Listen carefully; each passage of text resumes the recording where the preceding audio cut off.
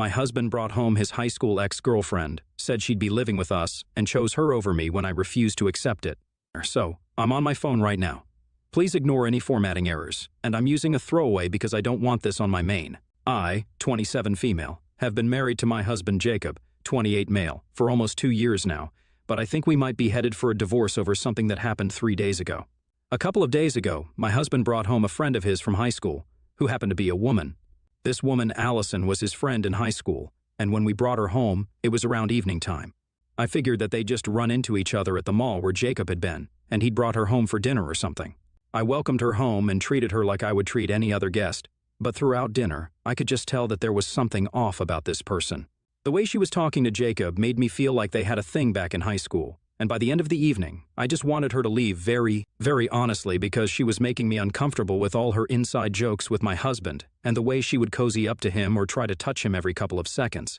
It literally felt like, for her, she would just find excuses to touch him on the arm or on the hand, and she was laughing extra hard at all his jokes, even the ones that were not very funny.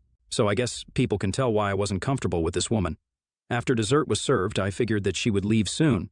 I tried to be as pleasant as possible despite how uncomfortable I was, but 2 hours passed, and at around 10, when she still hadn't left, I pulled Jacob into a corner and asked him what the hell was going on because this was weird since she just wasn't leaving. Only when I asked did Jacob tell me that he had actually invited her home because she had been evicted from her house. She hadn't paid rent for the past 4 months. Now apparently, she was going to spend the night at our house and probably the next couple of days as well, until she found another apartment that she could move into. He also told me that she hadn't run into him at the mall like I had believed, but in fact, they'd reconnected on social media and had been talking online for weeks before this, which is how he found out that she was looking for a place to live and offered to let her move in with us for the time being. I was obviously annoyed about this and asked him why he hadn't consulted me before offering to let her move in. I also told him that I wasn't comfortable with the idea of her living with us in our home because she had made me feel uneasy throughout the evening with her odd behavior around Jacob. He tried to downplay it and told me that I was just being crazy, that he was only helping out a friend in need, but I told him that I wanted her to leave and I wasn't going to put up with this. I insisted that he talk to her and tell her to go, but he told me that he had already promised her and he couldn't break her heart this way. Apparently, all her stuff was in the car, and she had moved out of her apartment today itself. He had helped her move out, and he couldn't just tell her that it wasn't happening. He was acting really weird and squirrely, so I asked him to be honest with me and tell me who this Allison was. As it turns out, I'd been right all along about her having a thing with Jacob back in high school because he confessed that she was actually his ex-girlfriend from when he was in his senior year, and they'd broken up just because he had to leave for college. I kind of freaked out at him when he told me that, because the last thing that I wanted was his ex-girlfriend to live with us, especially when it felt like she still had a thing for him. He promised me that he and Allison were over and had been over for a long time, but that did nothing about my insecurity. I told him that I wanted out, and I wanted her out right away. I was pretty pissed off, and I sounded like it too.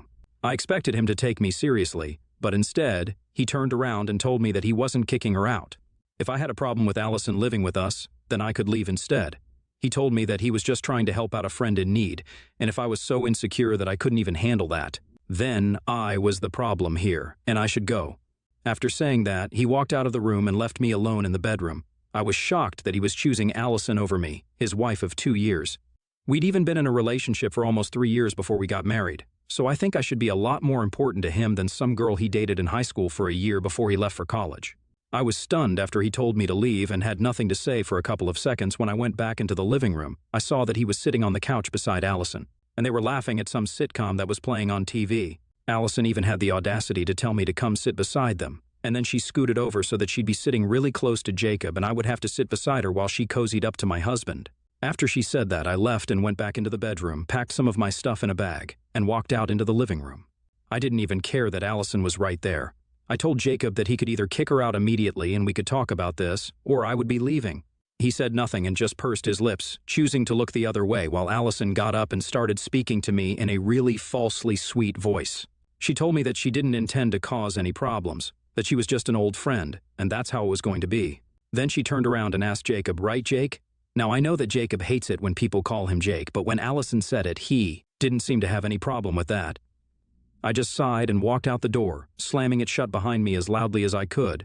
Jacob didn't even chase me or try to stop me, and of course neither did Allison, because this is obviously what she wanted all along. It was a little creepy, but once I was out the door, I decided to linger and check out what was going to happen inside the living room once I was gone. I know it seems crazy, but I really felt in my gut that this was something I had to do. Lucky for me that I did, because I could peek through the curtains since we never really shut them entirely. And I saw that as soon as I had left, Allison and Jacob sat side by side. I could barely hear it, but they were having some conversation which was definitely about me. Jacob looked upset, and after a while, to my shock, Jacob laid down and rested his head on Allison's lap, where she stroked his hair. I was furious when I saw that, and in the heat of the moment, I decided to take out my phone and click a picture of the two of them in that position.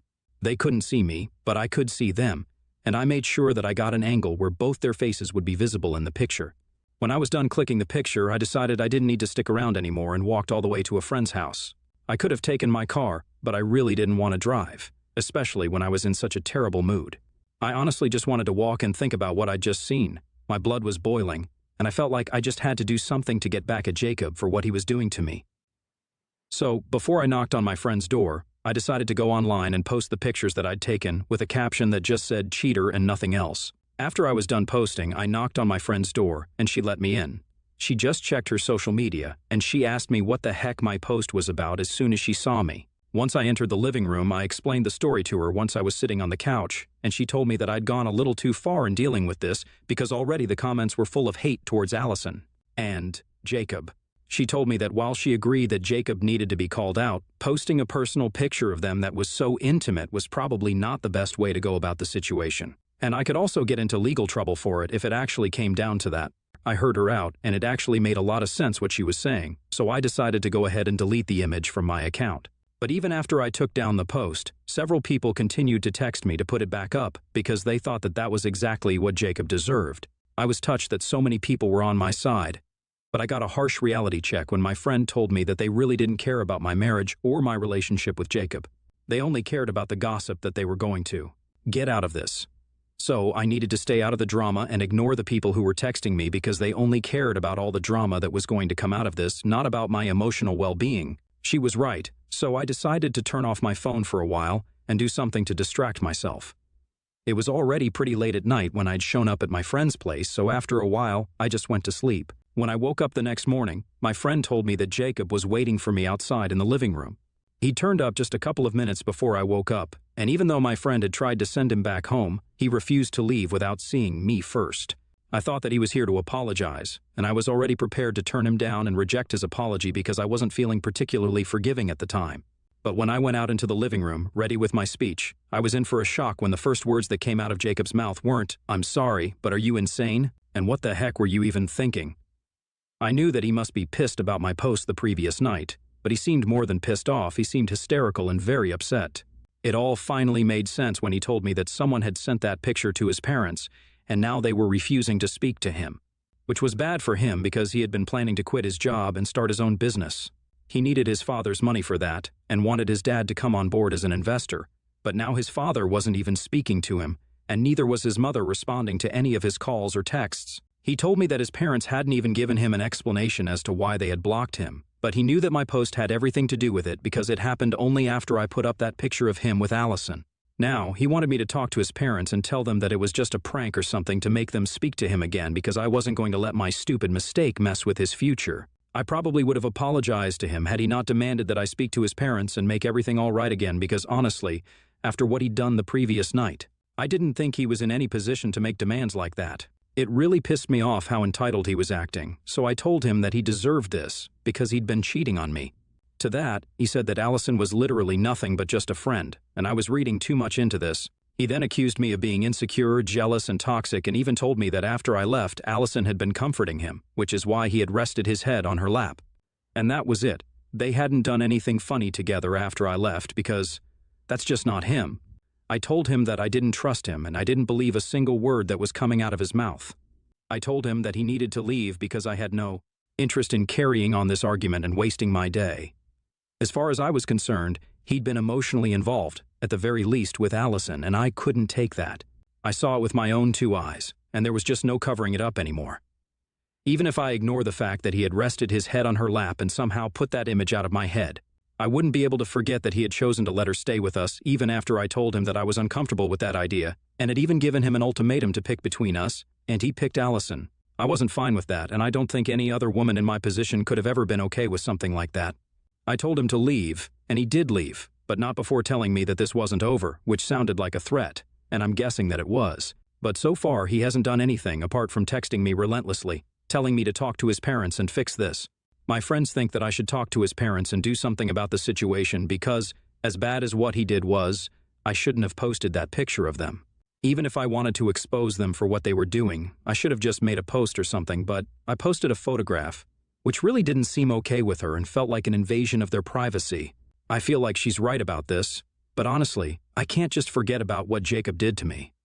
I'm pretty sure that Allison is still living with him, and my blood boils when I even think of the two of them in that house. My house. I feel like I should do something, but I really don't think he deserves my sympathy. AATA for posting a picture of my husband with his head in his high school ex's lap after he picked her over me. Update 1. Hey, so I decided not to talk to my in-laws or do anything about this because, like I said in my original post, I really don't think that my husband deserves anything good to happen to him right now. If he wants the situation to be fixed, he's going to have to do something about it himself because I ain't the one to go running to his parents, asking them to forgive him when I myself don't forgive him. It's been 4 days since I posted and almost a week since he brought Allison home. I'm pretty sure that she's still living with him because I created a fake account to stalk her, and I found out that all her recent stories that she'd uploaded have a very familiar background. All those pictures have been clicked in and around my house, so I know that she's still there. I can't imagine the audacity that Jacob has to still let Allison live in our house even after everything that has happened. But to be fair, everything that could go wrong has already gone wrong, so he might as well stay with her because now I think we're at the point of no return. I can't imagine myself going back to him at any cost, and he's probably not even going to try. So far, he has only been texting me to convince me to talk to his parents. I've just been ignoring all his texts. I haven't found it in me to block him yet, but I will soon enough as soon as I am ready to cut him out of my life entirely.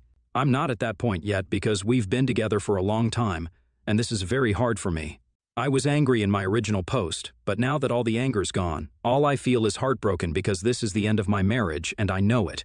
The funny thing is that I'd never even seen this coming. A lot of you had asked me if there were any signs of him being bored or wanting to be with another person, and to be honest, there had never been any signs. At no point did I ever think that he didn't want to be with me.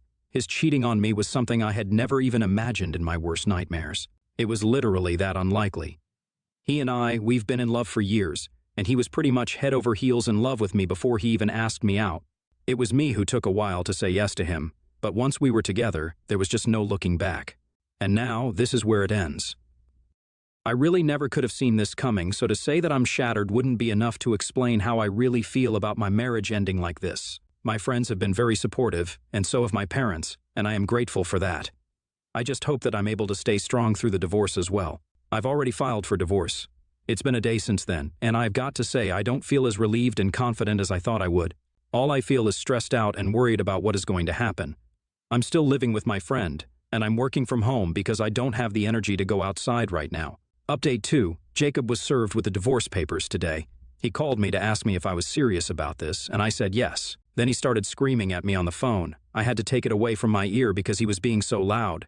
He told me that I was taking this too far and tried to convince me that there was nothing going on between him and Allison. So I asked him if he was still letting her live in our home.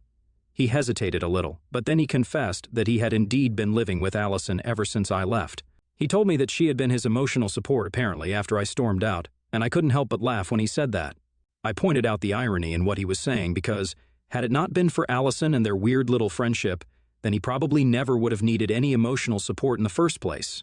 He got very upset when I said that, and told me that Allison always spoke very highly of me, so it was disappointing for him to hear me treat her like a competition instead of a friend. I told him I didn't care about what Allison thought about me. In fact, none of this was about Allison. This was about him and our relationship. I told him that I was getting a divorce from him, not Allison. He was the one who had let me down. I couldn't care less about that woman, even if I tried to, but I did expect certain things from my husband, and he had failed to live up to those expectations. I expected a certain amount of loyalty from him, and I expected him to prioritize my feelings and our marriage over his friendship with his high school ex-girlfriend. He told me that I was being unfair and unreasonable. He told me that Allison was literally nothing but a friend yet again, as if that was going to change anything. He then asked me what I would do if I had been in the same position as him, where a friend of the opposite gender had asked me for help, I told him truthfully that I would have tried to help to the best of my abilities, but if my husband felt uncomfortable, then I wouldn't hesitate to pick my marriage over my friendship. To me, my marriage was the top priority, and he had shown me that it was not the same for him. I would rather be with someone who I was on the same page with, especially about important things like this. He began to sound really exasperated and told me that I was getting way too emotional about these things, and that I needed to learn to deal with my feelings like an adult instead of being a baby. Crying, and then storming out without even a discussion just because things were not going my way. He tried to then lecture me about how life isn't fair and blah blah blah blah, but I wasn't interested in hearing that, so I disconnected the call. I was about to block him when he sent me a text saying that I was being immature and that I really wasn't the victim here. If anything, he was the victim because, thanks to my irrational decision to post that picture, his parents were not speaking to him anymore, and he had put his business idea on hold. He told me that he expected an apology at the very least from me, but he didn't even receive that, and instead I'd sent him divorce papers just to make him feel bad for helping a friend. So I texted back instantly and told him that I was really sorry for posting that picture. And then I said that, to make it even, I'll just post a picture of myself with my guy friends, where I'm being inappropriately close with them. Maybe that'll help him see things how I see it. And then I blocked him. So, that's done with. Update 3. Well, we're in the middle of settlement negotiations right now. There's still a while to go before the divorce is finalized, but yesterday I received a text from Allison saying that she was really sorry because she'd accidentally ended up sleeping with Jacob. She claimed that he had been having a really hard time with the divorce and everything, so she was trying to comfort him. And it just happened. Of course, I didn't buy any of it, and I knew that she was saying it just to rub it in my face. There was no way that they were doing this for the first time after living together for more than 3 weeks. But I didn't care because I was getting rid of him, and she was going to be stuck with him. She could keep him. I didn't really want him anymore anyway, and I'm sure that a guy who has cheated once will cheat again without a second thought. Besides, if he cheated on me, his wife of 2 years, then Allison would have to be pretty delusional to believe that he wasn't going to cheat on her at some point. But whatever, it's just none of my business anymore. I'm out of here.